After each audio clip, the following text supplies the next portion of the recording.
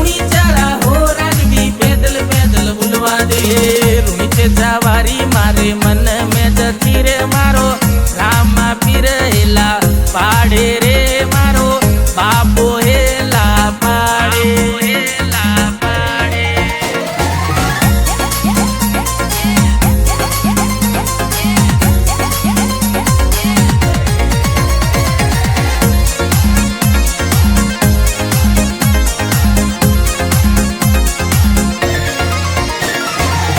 लीलो गोड़ो नवलखियो रे बाबा बड़े हल भालो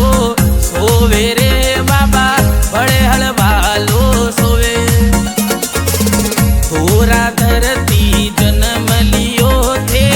थोड़ी धजारी फेरावे रे बाबा थोड़ी धजा फेरावे रूणी से जवारी मारे मन में जती रे मारो रामा पीर हेला पाड़े रे मारो बाबो हेला पाड़े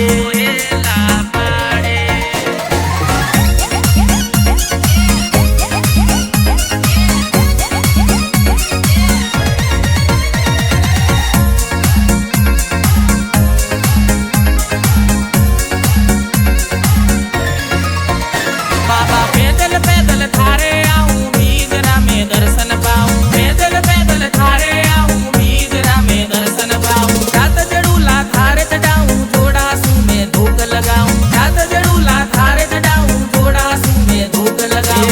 रूणी से जवारी मारे मन में जती रे मारो रामा पीर हेला पाड़े रे मारो बाबो हेला पाड़े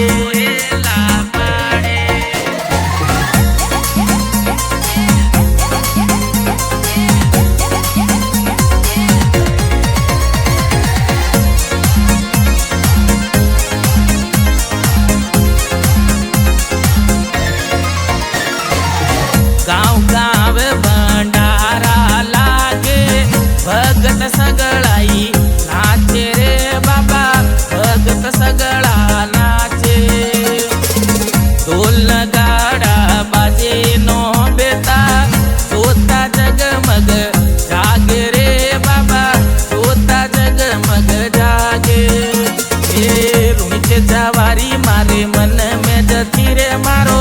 रामा पीर हेला पाड़े रे मारो बाबो हेला पाड़े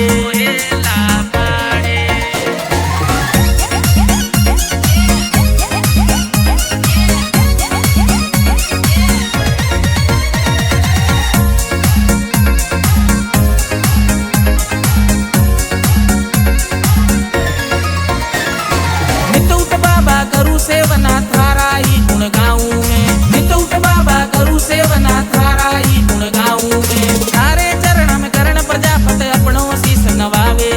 थारे चरण में करण प्रजापत अपनो शीस नवावे रूणी से जवारी मारे मन में जती रे मारो रामा पीर हेला पाड़े रे